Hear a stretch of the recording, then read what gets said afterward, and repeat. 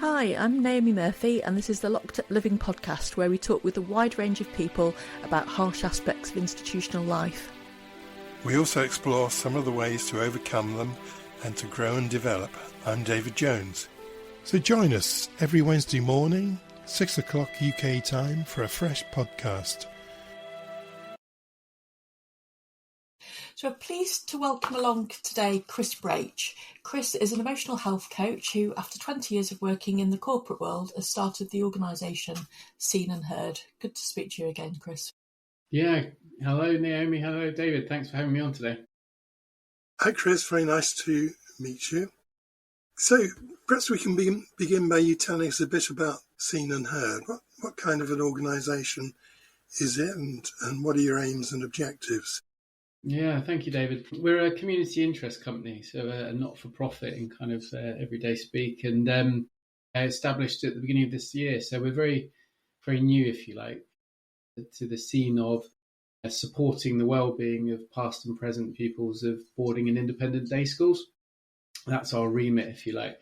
And it was founded out of a group of people who met via Boarding School Survivors, which is a group that kind of helps people who've come through the boarding school system to get together, find connection, community and healing. So we felt that there was, that we had skills that we could kind of bring to that world, if you like, because of our backgrounds. So mine's a business background, marketing, and then retrained as a mental health coach in the last few years. And then Toby, one of our other directors, had a long time in education as a headmaster, a housemaster, a teacher. And Andrew, one of our other directors, is a director for NACAS and works in the social care system. So we've kind of got these life experiences and we've put them together to try and create a platform where ex-pupils can access therapeutic support, healing support, connection groups, self-help resources. That's kind of the first part of what we do is supporting ex-pupils. The second part of what we do is then outreach to raise awareness of things like boarding school syndrome, of kind of related mental and physical health problems that come from childhood trauma and residential school upbringing. And we raise awareness with primarily the schools themselves, so the kind of boarding and independent school sector, and also things like university counselling services, where a lot of the time that'll be the first port of call for some of these young people when they start to realise that perhaps they're not feeling well and they need some support. So that's the second arm of what we do, if you like. And then the third part is campaigning, particularly around independent inquiry into child sexual abuse, ICSA. 2 years ago, 180 million, whatever it cost, and still none of the recommendations have been actioned. And so there is a campaigning job to do, as very sadly, so many of the people that come and seek our support had sexual abuse, physical abuse, emotional or neglect whilst at their schools as young people. So that's our remit, if you like, and hopefully gives you a bit of context. Thank you. Yes, we've come across ICSA before in our conversations, quite a lot actually. But why are you so interested in the trauma of boarding school in particular? Yeah, thanks. I mean, I believe very much in the sort of saying, where your wound lays is where your gold lays. So, whatever hurt you is where you can then find purpose and healing first and then perhaps purpose. So I went to boarding school at 7. I had a difficult sort of 6 years before that. And my mum she didn't particularly want children and suffered after sort of being talked into it, which I'm very glad for, if you like, because I wouldn't be here otherwise. Suffered very bad postnatal depression and then went on to have mental health problems all her life, alcohol and other issues. So Dad worked a lot and as a result, home was difficult. My mum left a number of times and then they finally divorced at 5, when I was 5 years old. So I believe boarding school was a great act of love, if you like, to send me there from particularly my mum, who was the instigator of it. because she felt that it was going to give me a great chance in life, it was a safe place, a consistent place, because their lives were very inconsistent, quite chaotic in places. But ultimately, what she kind of didn't know, if you like, was that it was going to be sort of out of the frying pan and into the fire. And I know that that is the case for quite a lot of people. They kind of bought the dream, if you like, but sadly were delivered a bit of a nightmare. Thank you. So Chris, you've been telling us how your own childhood was quite challenging for various reasons. And it's often, I think, been argued that sending some children to boarding school is a way of helping them to escape from challenging backgrounds. Do you think that's a legitimate justification? Yeah, thanks, David. I think I've heard that one a lot. I think that's probably the most common kind of retort when people ask whether it's okay to send quite young children away, is if home is not safe, not suitable. So I think there's a couple of things to unpack there. There is definitely the case that for families who send their children to boarding school, I really believe that all parents have their child's best interest at heart and are trying to do their absolute best. You know, the marketing arm, if you like, of these schools and their profile within society is extremely good. So for a lot of parents, they would look at the prospectus, look at the on the surface, the people that are turned out from these schools and think, oh, yes, please, for my son or daughter. So I think there's that to take into account, if you like, is that the reality of life in these schools for a lot of the people who are sent there are not from boarding families, if you like, so people who've got a long history. For those families that have, boarded for generations, there is a real kind of generational trauma thing going on, which is that, if multiple generations have boarded, they've all gone through that experience of kind of separation, dissociation, learning to adopt a strategic survival personality and survive and cope. And they've come out the other end, and they may well have then gone on to, in their sort of belief, done very well in life. And therefore, why wouldn't you kind of continue that tradition, if you like? And then there's kind of a third. So there's kind of the aspirational kids, if you like, and then there's the generational kids coming in. And then there's a third sort of part, which are kind of those who go to boarding school because of things like their parents' profession. So that's the military kids, or it's parents who work in diplomatic services, or big companies all over the world. And boarding schools are seen as like a consistent place for them, particularly if they're moving around a lot.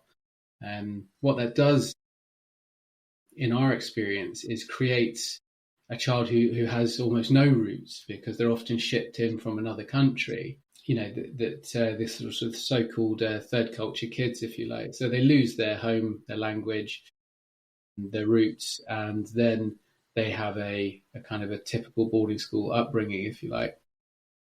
So there's kind of those three pockets. Now, a lot of the aspirational kids coming in now are coming over from overseas. So the boarding houses are full of children from particularly China, Hong Kong, Russia, and other countries around the world, which, again, it creates challenges in that English isn't often their first language, don't know the culture, don't know the systems, and they're kind of shipped, thousands of miles from home into a very foreign system, which creates a lot of culture shock. And a lot of the times they're kind of not really necessarily welcome back unless they come back with the first from Oxford or Cambridge. There's very much the family expectations are on them, and that creates a lot of difficulties for, we've seen in now adult survivors of that world, but also in the kids that are there at the moment. Emotional health challenges are very, when you've lost everything and you're sort of shipped across the world to do it. So hope that gives a little bit of context about why they're often seen as more consistent, more safe, or aspirational places to send your kids. But I was very much from the aspirational camp, from a working class family, if you like, who did quite well in business in the 80s, and then felt that boarding school was a safer and more consistent sort of home for me, if you like. Thank you, Chris. You've given us a lot of detail there about what's really quite a complex system. But it occurs to me while we're talking that, of course, quite a lot of children from difficult circumstances get sent to different kinds of boarding schools. They're usually called children's homes. And I think nowadays we probably think that that's not entirely beneficial for many of them. Do you think we apply different kinds of standards to the sort of boarding school you're describing and the social services children's home? Yeah, I think that's a really good point, David. I mean, when I'm referring to boarding schools, really what I'm referring to is elite boarding schools is the kind of correct title, if you like. And we're talking about the kind of under 1% of British kids who go to these. So not necessarily the 7% that go to the wider independent school sector, but the kind of elite boarding schools. So that's to be very clear. And actually had a podcast with Dr. Lisa Cherry the other day, who's care experienced. And our discussion was exactly that. Why are these elite boarding schools not talked about in the same terms as care homes, if you like?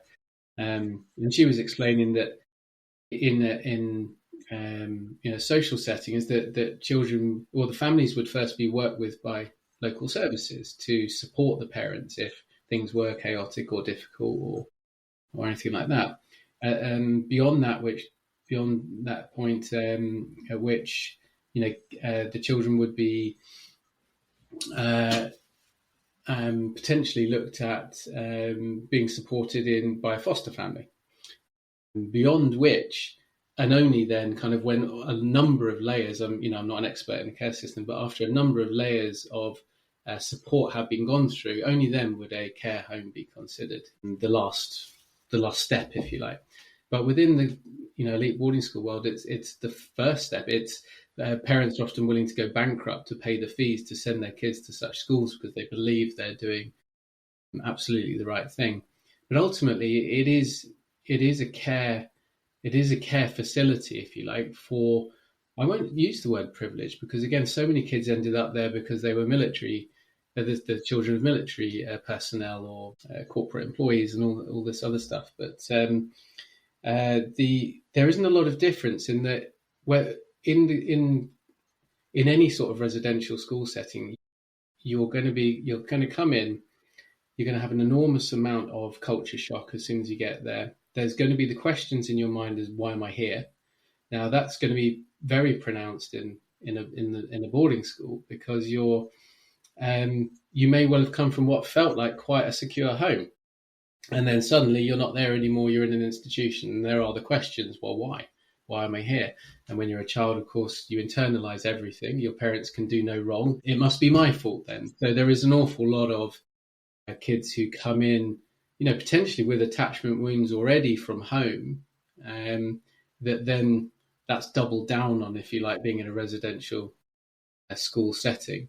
So you've got that initial kind of abandonment wound, if you like.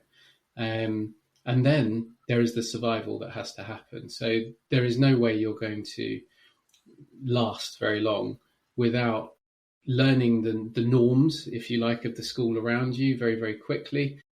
You've got to adopt a strategic survival personality, as Nick Duffel talks about in his work, of whether you're going to fit in, whether you're going to comply, whether you're going to rebel, whether you're going to effectively sort of disappear inside yourself and away from things and try and stay out of the way. So you're going to pick a fight, flight, flop, fawn survival strategy pretty quickly. And then you're going to spend the rest of your life at school trying to keep yourself safe using your employed strategies. That, as I was talking to Dr. Lisa Cherry about, is apparently identical to what you're going to have to do in a care home. You're going to have to survive. The difference I really believe in is in a care home, no one's going to necessarily tell you how very lucky you are to be there and how very privileged you are to be there. They're going to understand that this is not of your choosing. And that's the big difference, I think, that you get the there's trauma, abandonment, and privilege, if you like, and it's the privilege bit that's a bit difficult to then unpack as an adult. It certainly was for me. Was that if I came home and said, "School's horrible, I don't like it," you get the, "Don't you know how lucky you are? Don't you know how much this has cost me? Don't you know how privileged you are?" So there's that bit, which I'm not sure that necessarily you would get in state care. I don't think anyone's going to think you had won the lottery by being there. It's a really interesting observation, actually, because I think often there's a sort of shame or stigma associated with being a child in a children's home, whereas you're talking about the sort of emotional deprivation and abandonment being juxtaposed alongside this idea of privilege, which you can see how that might then cultivate a kind of like a false front of arrogance as a way of, brazening your way through a really difficult situation, which probably wouldn't happen in the same way with a child in a children's home. But I was also struck when you were talking, because when we think about the caring professions generally, I think, actually we have a real problem in being authentically caring or loving towards our patients as mental health service providers. And I heard people talk about that in terms of children's homes too, that what we know children need is love and care, and yet actually by removing them, they're put into an environment where it's not really possible for them to access that care. And I can only think that would be even harder to access in a boarding school, because actually it's not purporting to be offering something that's going to replace the family, is it? No, thanks, Dave. It's a really good point. I think as soon as parents hand their children over to the school, they're acting in loco parentis, if you like. So, but children need love, appropriate touch, consistency, nourishing, and actually, just based on my experience and those of the people who obviously come to Seen and Heard and that I've spoken to, none of those were present. My first prep school was very cold. There wasn't a lot of food. I had sleep deprivation because it was too noisy to sleep. There was definitely no love. Absolutely not. You couldn't show any sort of warmth or intimacy to the other kids, and then with teachers as well. You had to be extremely careful who you attach to, because you're going to attach to someone, or you're going to try, because that's sort of one of the strategies, or you can just dissociate and detach completely, which was kind of my my chosen path for a while. Because sadly, some of these schools, and I won't say all, because there were many, many very, very good people in these schools, and I do want to make that clear, is there were some wonderful human beings working in the schools. There were also some predators working in these schools, and the abuse history of the boarding and independent school sector, if you like, is very rich with very sad situations where predators were working in these schools. And because they're just off the grid, even the length of the drive that you had to drive down to get to them, the size of the walls on the outside, and the cloak of secrecy that surrounds these schools and what goes on, the parents don't know what's going on in there, really. And unless they've been through the system themselves, the generational kids, as I talked about, but then they'll have shut down or forgotten or dissociated a lot of what happened to them. So they're sort of, comfortable perpetuating the cycle, because a lot of it, they won't be in awareness of how bad it was. But does that answer your question? I sort of lost my thought a little bit there. But... Yeah, no, that's interesting. And I was also thinking that I think what's happened in sort of childcare generally is that staff working there are frightened of any sorts of touch, because they're frightened of being accused of touch, of an inappropriate sort of touch. So the only touch you're going to get is the touch of somebody who is using it inappropriately quite often. When did you become aware that you may have been harmed by attending boarding school, Chris? Yeah, thanks. Me personally, it was 3 years ago.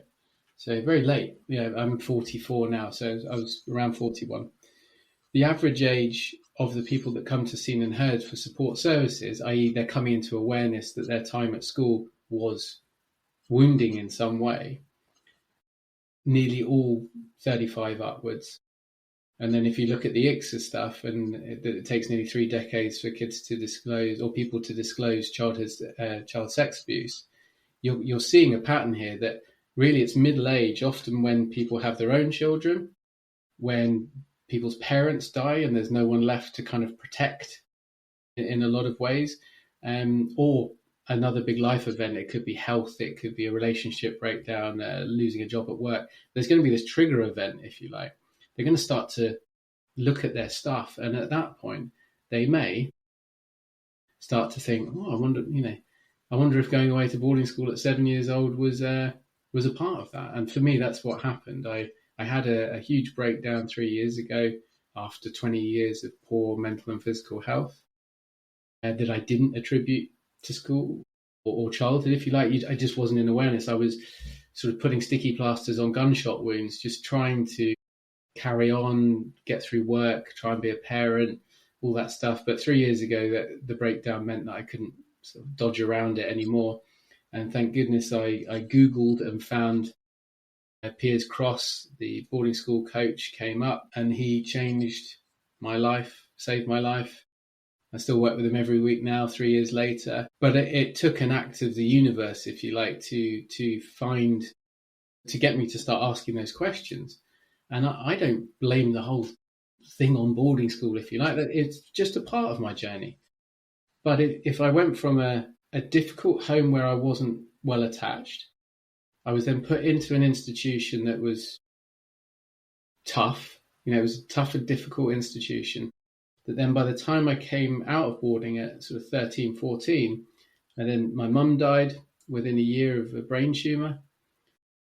And between those events, if you like, that first sort of 14 years, I was set up for what happened next, which was a massive meltdown of emotional and physical health over the next 20 years. So in doing my work, if you like, doing my healing work in the last 3 years, it became very clear that whilst a lot of damage was done by the time I already got there at 7, it's the survival personality that I adopted there as a result of being in an institution that actually led to a lot more of the problems coming later on, if you like. So I remember in this conversation about the care system versus boarding schools the other day, it was very much that Dr. Lisa Cherry said that emotions were allowed in the children's homes, but it was predominantly anger was allowed. It was explosive all the time.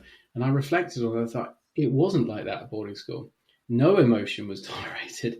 So it was stiff upper lip all the way. So you couldn't be too angry. You couldn't be too happy. You certainly couldn't be scared. And you definitely, couldn't be joyful or loving or caring. I lost all my friends and was called gay for, I think, 9 months of one school year for putting my arm around a friend who was upset. Complete social socially ostracized for a simple act of sort of humanity, if you like. And it was like that for in a lot of the schools. And that was in the 90s. We're not talking about the 50s and 60s. So there is an argument used that everything's better now in the schools, and a great deal is better now. So I would like to acknowledge that there is an awful lot better. But still, sending young children away from home is always going to have its difficulties. Having an institution that's largely sealed off from the outside world. We're seeing a lot about news at the moment about the church, and has been for years. It's not entirely dissimilar. Ultimately, a lot of the people working within the system came through the system themselves, so they're carrying their own wounds. And I think those 3 things are a recipe for ongoing challenges. Yeah, highlighting some really important things there. I think when, there's an organisation that lacks transparency, then it becomes very difficult to ensure there's accountability there, doesn't it? And make sure that things are above board. But you mentioned Piers Cross, who we've previously interviewed actually on this podcast, I think you're aware of. But besides your work with Piers, what kinds of things have you done that have contributed towards your healing? Yeah, thank you. What advice would you give to other people? I did a presentation at the weekend actually on this, and I took it as a kind of a bit of process of just putting down foundations and then building on top of them. But ultimately, I realized before my breakdown, I was really trying. But I was trying within a framework that was very limited because of the survival personality. So I drank a lot. I ate a lot. I gambled. Sex addiction and porn addiction. There's so many different coping strategies. And in the end, by the time I got to 40, I had so many of these things. I couldn't sort of blow off enough steam, which is what I was sort of always, I would say, I just need to blow off steam. There was no amount of them that would blow off enough steam.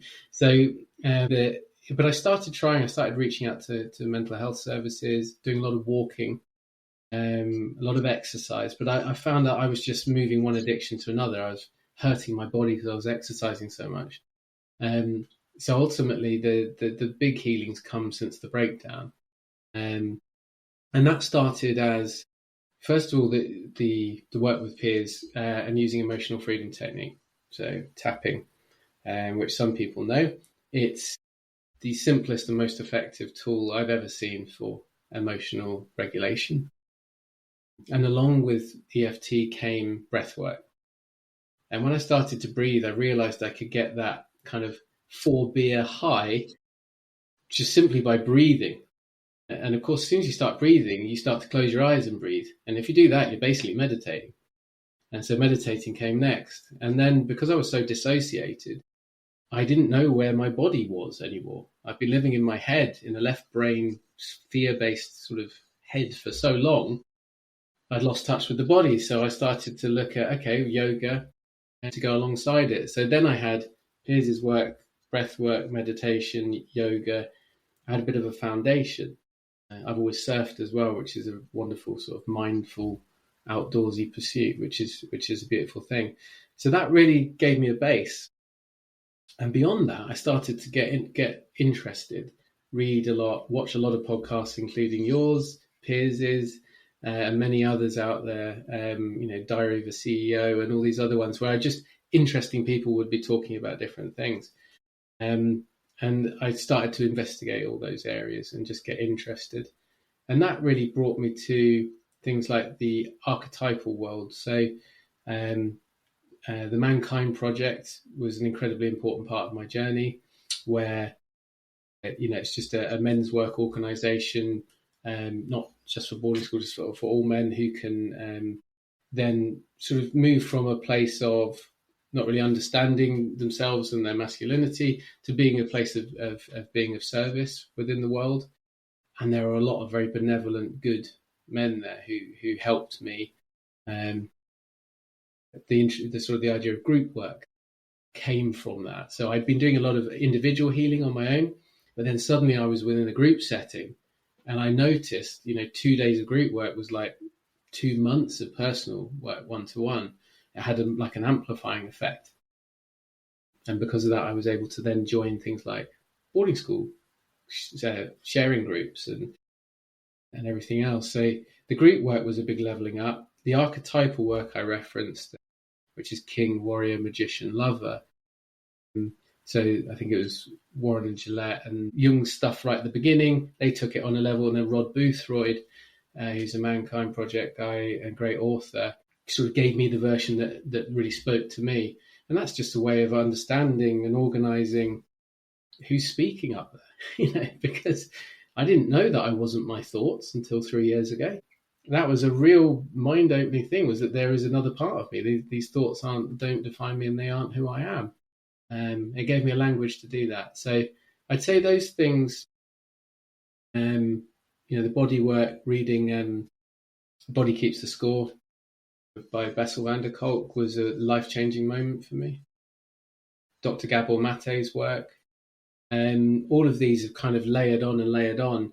And before I knew it, I was having spiritual experiences, witnessing my own death and just being able to see a future. My business plan was always don't die before the kids are 18. That was it. That was the sole limit of my ambition.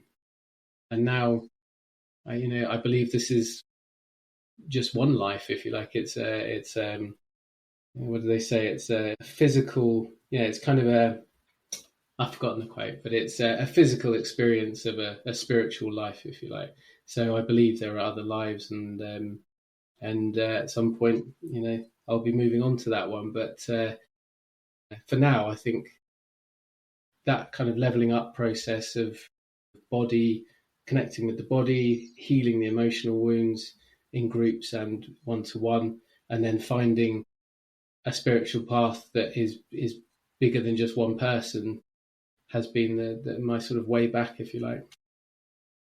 Really interesting to hear that, and also to hear you reference Rod Boothroyd, because I think certainly Zach Fine, who we've interviewed previously, spoke a lot about his work, and I think Pierce might have also referenced him as well. And I heard you say there about how important it was to have the group component to your recovery, and people who've attended boarding school often talk about finding it very hard to get close to people, not just those in parental roles, but also peers. Why do you think that is? Yeah, thank you. The conference I was at on Saturday was the Boarding School Survivors Support Conference, and it was a big topic.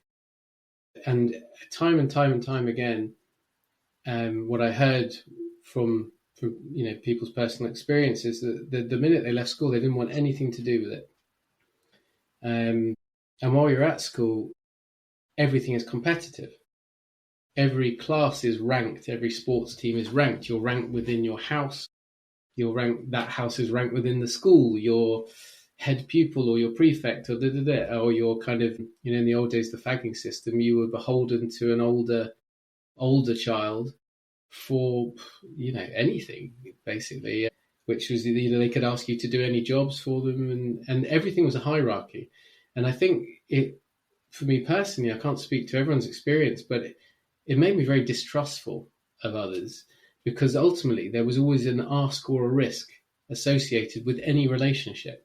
It was unsafe, really, to have relationships. Even your friends would, if you told them a secret, they could quite easily betray you to the rest of their class to curry favour, and at which point you were ostracised again. So you become like an island.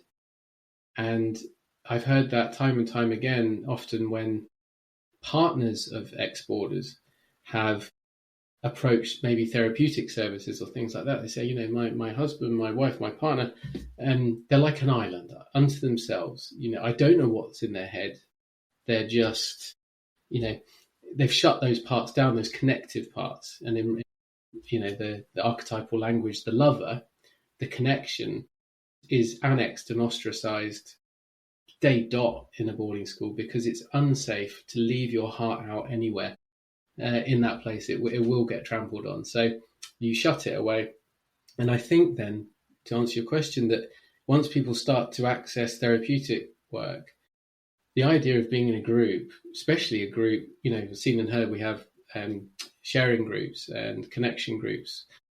That first, to get over sharing within a group, not only in general, but with other ex-boarders who were the people that may have tormented you throughout your time at school, is very difficult.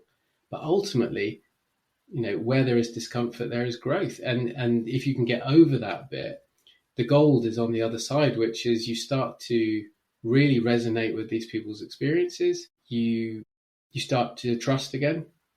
And then suddenly your heart is more open. And I think one-to-one work is fantastic. But I would always see it as a way to get you into a group situation, get you ready for a group situation at some point on your journey. And that's why we brought that in as part of Seen and Heard. The free online connection groups have become our biggest service. And the feedback we get from people is mind-blowing. These are life-saving. And I remember being on a Mankind Project connection group many years ago, 2 or 3 years ago or something. And a man shared on there that if it wasn't for that group, it would have been his last day. He'd decided already. And because of that group, it wasn't. He was going to give it one more day. And it stays, I feel my emotions there, because I know the power of the group. He just heard enough that day just to give it one more. And I pray that man's still around. I bet he is. But thank you. Yes, we've had a few guests on who work with former boarders and aiming to help them in their healing journey. What is it that you do that's different. Thank you. Yeah, I mean, so there's two bits. The first one is that I do one-to-one work with people as a coach, and then the second part is seen and heard. So in my one-to-one work with ex-boarders, I very much follow Piers' model. I'm kind of a pupil, if you like, as well as a client, in that he uses emotional freedom technique, matrix reimprinting, archetypal work and structures, plus all of the mindfulness, emotional resilience work, and a load of other stuff. So that's very much what I do within one-to-one work. Seen and heard, the approach we take is to get people into group settings as easily and quickly as possible. Technology has its difficulties, doesn't it? But when used mindfully, it can be so powerful. And so, like we're doing here today, but our online connection groups really help, because the people on there, the facilitators and the people who attend, they've all got shared experiences. And they're there. These groups are now running up to 5 times a week. So they're not having to wait for huge, expensive workshops. They're not having to wait for conferences and stuff like that. And people are just there to access. So that's definitely a new approach, if you like. The other one is then to just, we've gathered all the kind of podcast, literature, articles and stuff all in one place. Because I think as a group, we are often quite an academic and articulate bunch, in that we quite like to consume facts and stuff, because that's how we were brought up in these schools. So actually, the reading list and things like that, they really do help people to access. And most of the people I meet will go, it was a light bulb moment when I read Nick Duffell's book, or Joy Shaverian's book, or saw Piers Cross podcast, or one of these. So yeah, I think group work, to answer your question, group work as part of the process.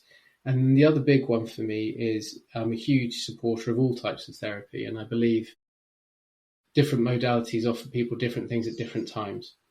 But I would advocate personally, as part of that journey, something that works with the body. So something somatic, or it could be EMDR, it could be emotional freedom technique, or deep brain reorienting, or hypnotherapy, or reflexology, or something that starts to get you in touch with the body, as well as classic talk therapy, if you like. I think there is a place for all, but I do think with complex post-traumatic stress, which a lot of ex-boarders have got, that some level of body work is powerful. Thank you, Chris. The groups that you mentioned, do people have to join them, sort of apply to join them, or is it more like AA, people drop in? Yeah, perfect example. It's AA. Yeah, it's just like AA. So people just go to the website, purchase a free ticket, which is through Eventbrite, just so we know how many people are coming, and kind of get details and things like that. But you can come to as many or as little as you want, just like AA. You just drop in, drop out, first names only, and it's confidential, facilitated space by an experienced facilitator. But it's just a sharing group. It's not It's not group therapy. We're not trying to do that. We're just giving people a place to be seen and heard in a safe setting. That's brilliant. Yeah, that's really interesting. Chris, we've mentioned the church already a bit earlier on, and we've been seeing recently how difficult it is to drag an organisation into a place of accountability when they don't want to be accountable. How easy you find it to get boarding schools to engage with what you're doing? Yeah, thanks. Yeah, it's a great question. We're at the beginning of that journey. I'll be honest. We've only been going less than a year now at Seen and Heard, and our big focus was on providing services for people who need them right now. So the outreach stuff is only just happening. But I will say that the Boarding Schools Association, they're happy to speak to us, and I think there are some. I'm seeing there some much more progressive ideas, some new people coming in who haven't been through the system. I think they know that there's a potential PR problem, if you like, around the sector if the history of abuse and kind of cover-ups and things isn't come to terms with. there needs to be a truth and reconciliation, if you like, within the sector. And people like Giles Moffat and the Edinburgh Academy survivors up in Scotland, as part of the Scottish Child Abuse Inquiry, they've done a stunning job at getting this on the desk of Edinburgh Academy or Fettes or Dollar or any of the big schools up there, Gordonstoun. Some are really receptive because they, as I said before, these schools are largely staffed by good, well-meaning people who want the best for the kids that are there. Not always, but often. However, there are also the hardcore, often led by their insurance companies and their lawyers, who will just close ranks again and again and again, minimize and gaslight any abuse survivors that come forward, and they are re-traumatizing those people all over again.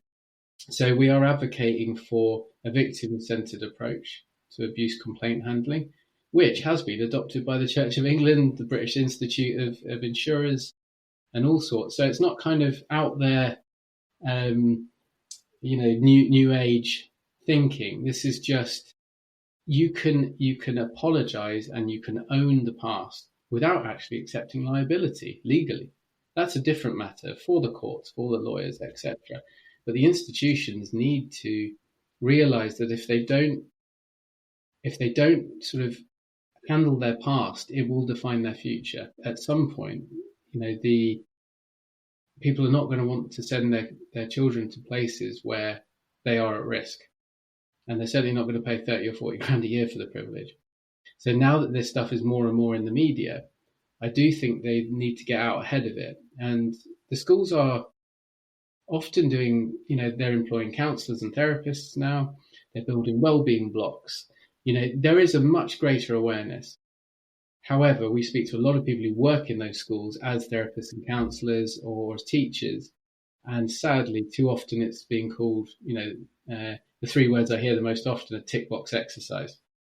So it's being done for the prospectus. It's being done to keep the money flowing.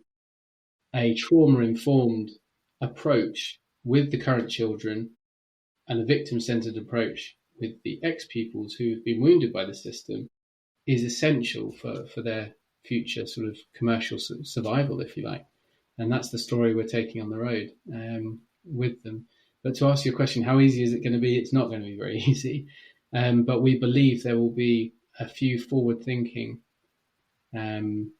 schools and governing bodies who will realise that they've got to own this stuff. And then we can do better and move on. And obviously ICSA and things like that, we have to do better protecting children. And we have to do better supporting the victims of abuse in adulthood. Because sadly, we for decades, as Alex Renton says, we were kind of a nation addicted to cover up.